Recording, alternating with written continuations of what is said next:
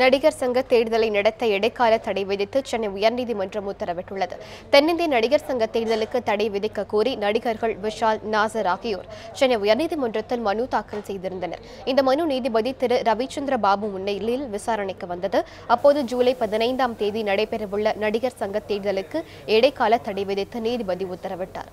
நடிகர் சங்க தேர்தல் தொடர்பாக இரு தரப்பினரும் தங்கள் தரப்பு வாதங்களை 2 வாரத்திற்குள் அறிக்கையாக தாக்கல் செய்ய வேண்டும் என்றும், அவ்வாறு தாக்கல் செய்யப்படும் அறிக்கையை விசாரித்து நடிகர் சங்க தேர்தல் நடைபெறும் இடம், தேதி பின்னர் அறிவிக்கப்படும் என்றும் நீதிபதி ரவிச்சந்திர பாபு தனது உத்தரவில் கூறியுள்ளார்.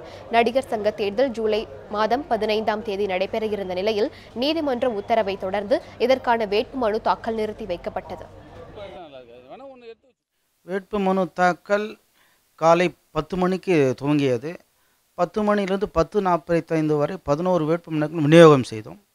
உயர்நீதிமன்ற ஆணைக்கு பிறகு நாங்கள் வேட்புமனு விநியோகம் செய்வதை நிறுத்திவிட்டோம்.